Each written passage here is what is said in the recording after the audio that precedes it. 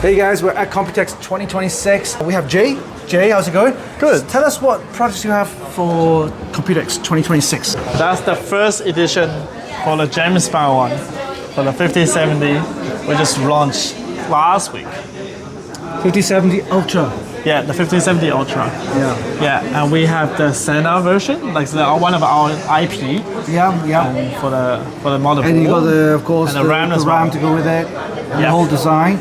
Yeah, very nice. Yeah, and this year, the black version of Ultra. All right. Yeah, I remember the white version of the Ultra. Yeah. And now we have the black version. Exactly. These are for gamers and people who wants to have a nice look to their components rather than just a board, right? We got the RAM to go with it, the graphics card to go with it, nice matching design. Yes. Okay, good. And that's a new too. Yeah. I think we saw that last time. Yeah, we saw it last week. But last of year. course, we have the GeForce RTX, the 5090 now, right? Yeah. Yeah, water cooled and everything. Fantastic. Very expensive, I guess. Yeah. And then, of course, the Vulcan series. I know. Vulcan series. I love the fact that you can actually just take this off.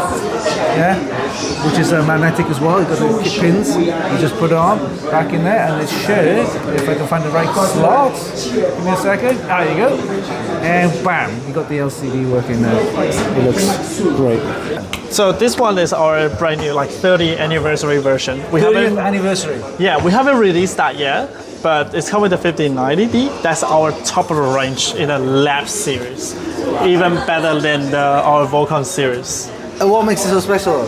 Hey? Yeah, because these are really. Let me try to lift this up. Oh my god, it's so heavy. Yeah. It's at least 3 kilos almost. Oh, he's got the cooling fan at the back. Yeah. Dual 16 pin to the 12E 256, and then of course 3 fans. And very nice. And the power port can support up to 1,000 watts. Up to 1,000 watts on the power cord. Power port. Yeah. Right. Tell me what this button does.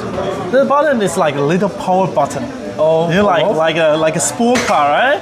You need to push that button. Yeah, like a turbo. Yeah. So you can overclock the graphic card itself. Right. So you don't need manual overclocking on the software. You don't need anything. Just push a button. And it does it automatically. Exactly. Wow. Okay. So limited edition, I guess.